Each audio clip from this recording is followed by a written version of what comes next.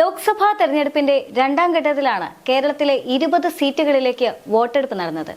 ഇന്നിതാ രണ്ടാം ദിവസത്തിലേക്ക് കടക്കുമ്പോഴും മുന്നണികൾ കണക്കുകൂട്ടലിൽ തന്നെയാണ്. കൃത്യമായി മറുപടി നൽകാൻ ആർക്കും കഴിയില്ലെങ്കിലും ജയം ഉറപ്പാണ് എന്ന് UDFും LDFും ഒരേ സ്വരത്തിൽ പറയുന്നുണ്ട്. ദേശീയ തലത്തിൽ ഏറെ നിർണായകമായ തെരഞ്ഞെടുപ്പിനാണ് രാജ്യം സാക്ഷ്യം വഹിച്ചിരിക്കുന്നത്. BJPയുടെ നേതൃത്വത്തിലുള്ള NDAയും കോൺഗ്രസിന്റെ നേതൃത്വത്തിലുള്ള ഇന്ത്യ സഖ്യവും പരസ്പരം മാറ്റുരയ്ക്കുന്ന സാഹചര്യമാണ് കേരളത്തിന് പുറത്ത്. എന്നാൽ കേരളത്തിൽ സ്ഥിതി തീർത്തും വ്യത്യസ്തമാണ്. ഇന്ത്യ സഖ്യത്തിന്റെ ഭാഗമായി കോൺഗ്രസും CPM, CPI ഇടത് പാർട്ടികളും തമ്മിലാണ് ഇവിടെ നേരിട്ടുള്ള പോരാട്ടം വരുന്നത്. BJP അത്രത്തോളം വളർന്നിട്ടില്ലാത്ത കേരളത്തിൽ ഇത്തവണ പക്ഷേ ഒട്ടേറെ രാഷ്ട്രീയ പ്രാധാന്യമുണ്ട്. എന്നാൽ ആ ഗൗരവം ഒന്നും തന്നെ ഇത്തവണ പോളിംഗിൽ പ്രതിഫലിച്ചില്ല എന്നതാണ് വളരെ പ്രധാനപ്പെട്ട കാര്യം. എന്തെന്നാൽ കഴിഞ്ഞ തവണത്തേക്കാൾ 5% ഇടിവാണ് പോളിംഗിൽ ഉണ്ടായത് എന്നതാണ് എല്ലാവരെയും ആശങ്കപ്പെടുത്തുന്ന ഒന്ന്. ആർക്ക് തിരിച്ചടിയാകും എന്നതാണ് എല്ലാവരും ഉറ്റുനോക്കുന്നതും. മണ്ഡലം നിലനിർത്താൻ കഴിയുമെന്ന വിലയിരുത്തലിൽ തന്നെയാണ് LDFും നേതൃത്വവും ഉള്ളത്. ആലപ്പുഴയിലെ പോളിംഗ് ശതമാനവുമായി ബന്ധപ്പെട്ട് ഒരുപാട് ആശങ്കകൾ ഇന്നിപ്പോൾ നിലനിൽക്കുന്നുണ്ട്. പോളിംഗ് ശതമാനത്തിലെ കുറവ് രേഖപ്പെടുത്തുന്നിടത്ത് LDFിന് വിജയസാധ്യത ഏറെയാണ് എന്നും കാണാൻ സാധിക്കും. ആലപ്പുഴയിലെ അന്തിമ പോളിംഗ് ശതമാനം 75.05%. എന്നാൽ 2019 80.25% അതായത് 2019 നിന്നും 2024 വരുമ്പോൾ വലിയ ഇടിവ് സംഭവിച്ചു എന്ന് കാണാം. പാർലമെന്റ് സീറ്റിലെ നിയമസഭാ മണ്ഡലത്തിൽ ചേർത്തലയിൽ 79.80% പോളിംഗ് രേഖപ്പെടുത്തിയിരുന്നു. അരൂരിൽ 77.98% രേഖപ്പെടുത്തിയിരുന്നു. ആലപ്പുഴയിലേത് 76.06, അമ്പലപ്പുഴയിലേത് 74.52, കരുനാഗപ്പള്ളിയിൽ 73.77, ഹരിപ്പാടാണെങ്കിൽ 72.45%, കായംകുളത്താണെങ്കിൽ 70.71%. അരൂർ നിയോജക മണ്ഡലത്തിലാണ് ഏറ്റവും അധികം പോളിംഗ് നടന്നത് എന്ന് കാണാൻ സാധിക്കും. അരൂരിലെ ഈ ഉയർന്ന പോളിംഗ് യഥാർത്ഥത്തിൽ ചില വസ്തുതകൾ മുന്നോട്ട് വയ്ക്കുന്നുണ്ട്.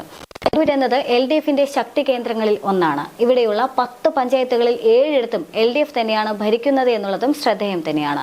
ഇവിടെ കൂടുതൽ പോളിംഗ് നടന്നത് പാർട്ടിക്ക് ഗുണമായി എന്ന് തന്നെയാണ് അവരുടെ നിലവിലെ വിലയിരുത്തൽ. എന്നാൽ UDFും പ്രതീക്ഷ കൈവിടുന്നില്ല എന്നുള്ളതും ശ്രദ്ധേയം തന്നെയാണ്. ഇനി മറ്റെല്ലാത്തിലും ഉപരി KC വേണുഗോപാൽ എന്ന ദേശീയ നേതാവിന്റെ പ്രഭാവവും UDFിൽ പ്രതീക്ഷ വയ്ക്കുന്ന ഘടകങ്ങളിൽ ഒന്നാണ്. അതുകൊണ്ട് തന്നെ പോളിംഗ് ശതമാനം കുറഞ്ഞത് തിരിച്ചടി ആവില്ല എന്ന് തന്നെയാണ് UDFിന്റെ വിലയിരുത്തൽ. മണ്ഡലത്തിൽ KC വേണുഗോപാൽ ഏറെ പരിചിതനാണ് എന്നുള്ളതും നേട്ടമാകും എന്ന് തന്നെയാണ് യഥാർത്ഥത്തിൽ UDF കരുതുന്നത്.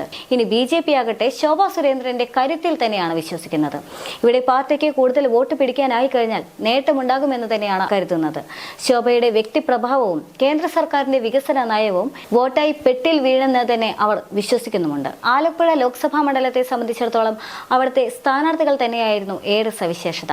LDFിന്റെ സ്ഥാനാർത്ഥിയായി AM ആരിഫ് തന്നെയാണ് ഇക്കുറി മത്സരിച്ചത്. ആലപ്പുഴയുടെ സിറ്റിംഗ് MP കൂടിയായിരുന്നു AM ആരിഫ്. 2019 ലോക്സഭാ തെരഞ്ഞെടുപ്പിൽ LDFിന്റെ മാനം കാത്ത ഒരേ ഒരു സ്ഥാനാർത്ഥി, ഒരേ ഒരു മണ്ഡലം, അത് തന്നെയാണ് ആലപ്പുഴ. അതുകൊണ്ട് തന്നെ ഇത്തവണ LDFിന് കൂടുതലൊന്നും ആലോചിക്കേണ്ടി വന്നിട്ടില്ല ആലപ്പുഴയിലെ സ്ഥാനാർത്ഥിയെക്കുറിച്ച്. AM ആരിഫ് തന്നെ മത്സരിക്കട്ടെ എന്ന് തന്നെയായിരുന്നു തീരുമാനം. അതുകൊണ്ട് തന്നെ AM ആരിഫിൽ LDFിന് ഏറെ പ്രതീക്ഷയുണ്ട്. ഇനി UDFിന്റെ സ്ഥാനാർത്ഥിയെ മത്സരിച്ചത് KC വേണുഗോപാലാണ്. KC വേണുഗോപാൽ ഒരർത്ഥത്തിൽ രാഹുൽ ഗാന്ധി മത്സരിക്കുകയാണെങ്കിൽ KC മത്സരിക്കുകയില്ല എന്നെല്ലാം തന്നെ പറഞ്ഞിരുന്നെങ്കിലും പിന്നീട് ആലപ്പുഴയിൽ KCക്ക് പകരക്കാരനായി ഒരാളെ കണ്ടെത്താൻ സാധിക്കാത്ത സാഹചര്യത്തിലും എന്തു തന്നെയാണെങ്കിലും യാതൊരു തരത്തിലുള്ള പരീക്ഷണത്തിനും UDF തയ്യാറല്ല എന്നുള്ള കാരണങ്ങൾ കൊണ്ടും KC വേണുഗോപാൽ തന്നെ കളത്തിലിറങ്ങുകയായിരുന്നു. KC വേണുഗോപാലിൽ ഏറെ പ്രതീക്ഷ യഥാർത്ഥത്തിൽ UDFിനുണ്ട് എന്നുള്ളതും ശ്രദ്ധേയം തന്നെയാണ്. ഇനി ശോഭാ സുരേന്ദ്രനിലേക്ക് വരികയാണെങ്കിൽ ശോഭാ സുരേന്ദ്രൻ എവിടെയെല്ലാം മത്സരിച്ചിട്ടുണ്ടോ അവിടെയെല്ലാം തന്നെ വലിയ ഭൂരിപക്ഷം BJPക്ക് ഉണ്ടാക്കി കൊടുക്കാൻ ശോഭയ്ക്ക് സാധിച്ചിട്ടുണ്ട് എന്നുള്ളത് ശോഭയുടെ ചരിത്രം തന്നെ പറയുന്നുണ്ട്. അതിന് ഏറ്റവും അടുത്ത ഉദാഹരണം എന്ന് പറയുന്നത് ആറ്റിങ്ങൽ ലോക്സഭാ മണ്ഡലമാണ്. പക്ഷേ ആറ്റിങ്ങൽ ലോക്സഭാ മണ്ഡലത്തിൽ ഇത്തവണ മത്സരിക്കുന്നത് കേന്ദ്രമന്ത്രിയായിട്ടുള്ള V മുരളീധരൻ തന്നെയാണ്. അതുകൊണ്ട് തന്നെ ആലപ്പുഴയിലേക്ക് ശോഭാ സുരേന്ദ്രൻ വരുമ്പോൾ ആലപ്പുഴയിലും BJP തരംഗമുണ്ടാക്കാൻ ശോഭാ സുരേന്ദ്രന് സാധിക്കുമെന്നുള്ള ഒരു പ്രതീക്ഷ യഥാർത്ഥത്തിൽ NDAയ്ക്കും BJPക്കും ഒരുപോലെയുണ്ട് എന്നുള്ളതും ശ്രദ്ധേയം തന്നെയാണ്. ഇനി പോളിംഗ് ശതമാനത്തെ പറ്റി പറയുകയാണെങ്കിൽ കേരളത്തിൽ പോളിംഗ് ശതമാനം നന്നേ കുറവാണ് എന്നുള്ള വിലയിരുത്തലുകൾ വന്നിട്ടുണ്ടായിരുന്നു. പോളിംഗ് ശതമാനത്തിലെ ഈ കുറവുകൾ യഥാർത്ഥത്തിൽ ഇടതുപക്ഷത്തിന് അനുകൂലമായി വരാനുള്ള സാധ്യത ഏറെയാണ് എന്നുള്ള കണക്കുകൾ ഉണ്ടായിരുന്നു. ഇനി CPMന്റെ കണക്കുകൾ പുറത്തു വന്ന സാഹചര്യത്തിൽ പോളിംഗ് ശതമാനം കുറവുള്ള സ്ഥലങ്ങളിലെല്ലാം തന്നെ LDFിന് മുന്നേറ്റമുള്ളതായും തന്നെ കാണാൻ സാധിച്ചിട്ടുണ്ട്. ഭരണവിരുദ്ധ വികാരം കുറഞ്ഞു വരുന്നതായും കാണാൻ സാധിക്കുന്നുണ്ട്. അതേസമയം തന്നെ ആലപ്പുഴ ലോക്സഭാ മണ്ഡലത്തിലെ പോളിംഗ് ശതമാനം എന്ന് പറയുന്നത് അത് ചില മണ്ഡലങ്ങളെല്ലാം തന്നെ നന്നേ കുറവുണ്ട്. അവിടെ LDFിന് ഒരു പ്രതീക്ഷയുണ്ടാകാനുള്ള സാധ്യതയുണ്ട് എന്നുള്ളൊരു പ്രതീക്ഷയും ആശങ്കയും ഒരുപോലെ തന്നെ മുന്നണികൾക്കിടയിൽ ഉണ്ട് എന്നുള്ളതും ശ്രദ്ധേയം തന്നെയാണ്. എന്തു തന്നെയാണെങ്കിലും ആലപ്പുഴ ലോക്സഭാ മണ്ഡലത്തെ സംബന്ധിച്ചിടത്തോളം UDF ഏറെ പ്രതീക്ഷ വെക്കുന്ന ഒരു ലോക്സഭാ മണ്ഡലം തന്നെയാണ് ആലപ്പുഴ ലോക്സഭാ മണ്ഡലം എന്ന് പറയുന്നത്. KC വേണുഗോപാൽ തന്നെ വിജയിച്ചു വരാനുള്ള പ്രതീക്ഷ ഏറെയാണ് എന്ന് പറയുന്നുണ്ട്. പക്ഷേ അതേസമയം തന്നെ പോളിംഗ് ശതമാനവും അതുപോലെ തന്നെ ചില സർവേ ഫലങ്ങളെല്ലാം തന്നെ ഇടതുപക്ഷത്തിനും അനുകൂലമായിരുന്നു എന്ന് കാണാൻ സാധിക്കും.